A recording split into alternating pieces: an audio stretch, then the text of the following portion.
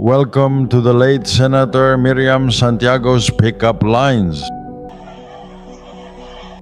I never thought I would enter politics when I was studying so hard here in UP to prepare for my professional future. I always thought that I would someday be a rocket scientist or an astrophysicist or even a lion tamer, but I never wanted to enter politics. I was simply forced by circumstance, and I am afraid I was seduced by the young people of this country. Once I entered politics, it became natural, being a civil, God-fearing, law-abiding citizen, for me to lose my temper because politicians are...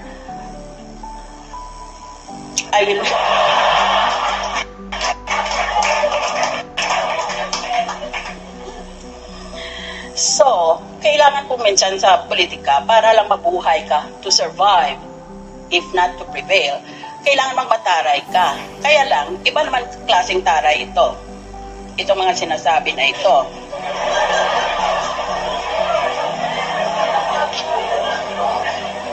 Hindi ko sinasabing maganda ako. Ang sinasabi ko lang, pangit ka.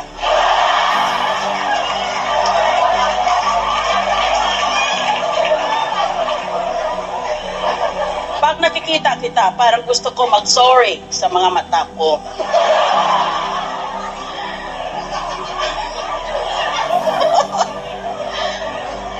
Wife, ibili mo akong bagong bra. Husband, huwag ka na mag-bra. Maliit naman boobs mo eh. Wife, bakit ikaw nagbi-brief?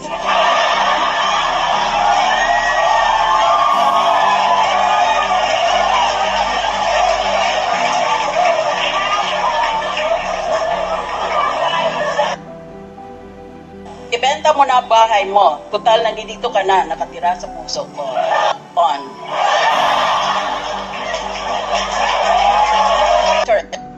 Esperanza Cabral, when they were both students in the UP College of Medicine. Sana scientist ako, para ikaw naman ang lab ko. Nakalimutan ko ang pangalan mo eh. Pwede bang tawagin na lang kitang akin? Ka, my spark. Go to question and answer. Tanong, paano mo sasabihin sa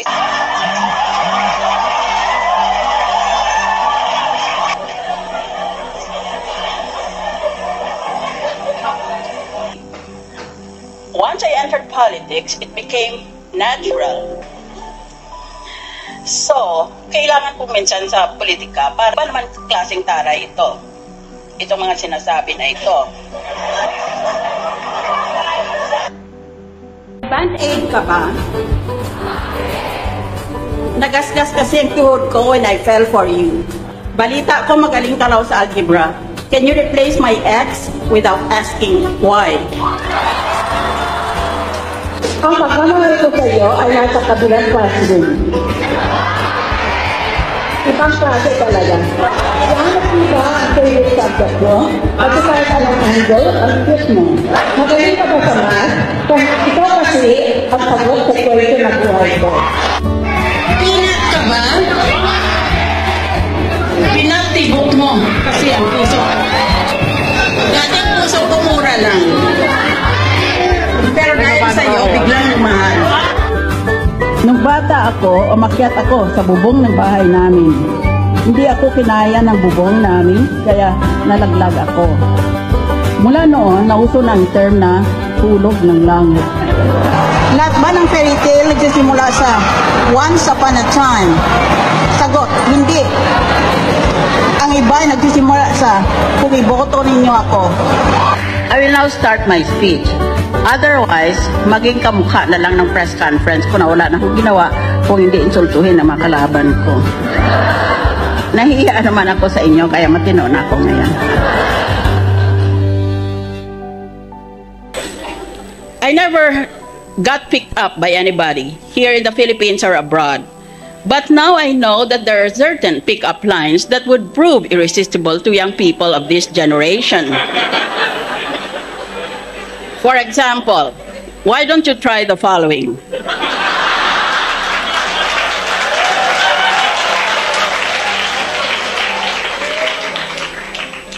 Kung magkakaroon ka ng sariling planeta, gusto ko ikaw ang axis nito. Para sa iyo lang iikot ang mundo ko. Sana Facebook status ka na lang para pwede kitang i-like. Ibenta mo na bahay mo. Tutal, nandito ka na, nakatira sa puso ko. Sana naka-off ang ilaw para tayo na lang mag-on.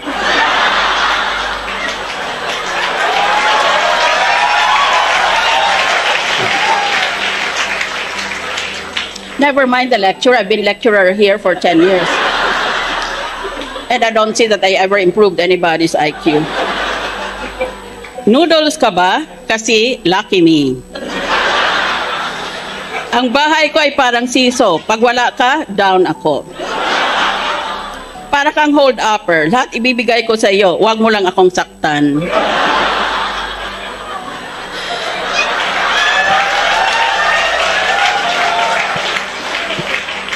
Ang galing mo din, ano? Di mo pa ako binabato, tinamaan ako sa iyo.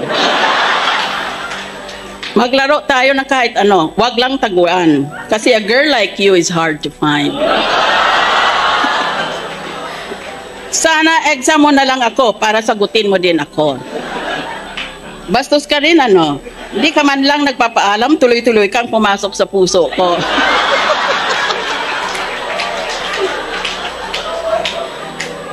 Google ka ba? Lahat kasi nang hinahanap ko, sa iyo ko natagpuan eh. Hindi ko alam ang katapusan ng universe, pero alam ko ang simula, you and I. Nakalimutan ko ang pangalan mo eh. Pwede bang tawagin na lang kitang akin? So dumb.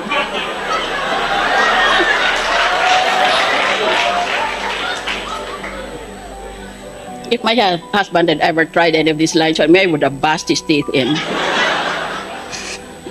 Nakanunok ka ba ng quitis? Kasi pag mamitik ka, may spark.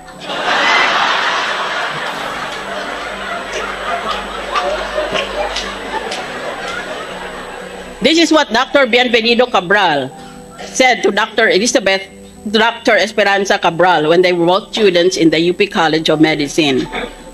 Sana ikaw ang cardiac para ikaw ang mag-aalaga sa puso ko. Sana scientist ako para ikaw naman ang lab ko. Tindera ka ba ng Yossi? Kasi you give me hope.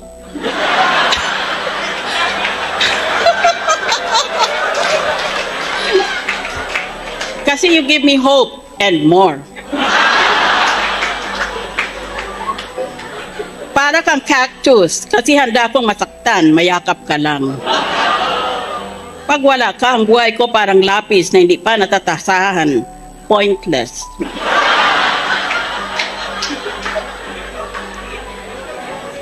Alright, let's go to question and answer. Tanong, paano mo sasabihin sa isang babae na mataba siya, na hindi siya mababastos? Sagot, excuse me, miss, Mang Tomas ba ang lotion mo?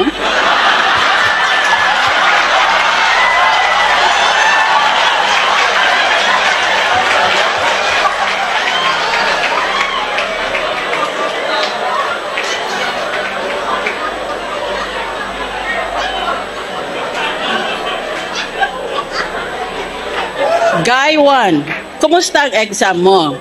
Guy 2, puro blanco. Guy 1, patay. Guy 2, bakit? Guy 1, baka isipin nila nagkopyahan tayo.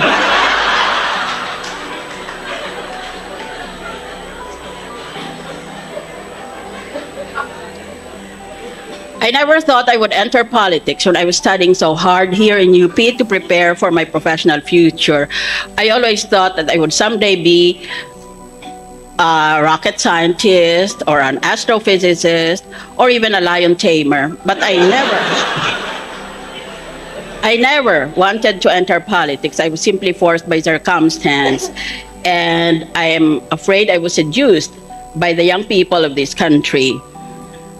Once I entered politics, it became natural, being a civil, God-fearing, law-abiding citizen, for me to lose my temper because politicians are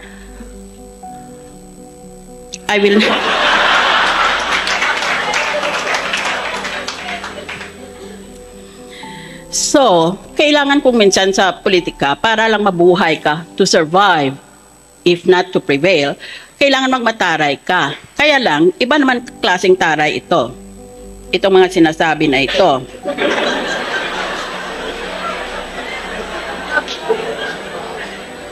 Hindi ko sinasabing maganda ako. Ang sinasabi ko lang, pangit ka.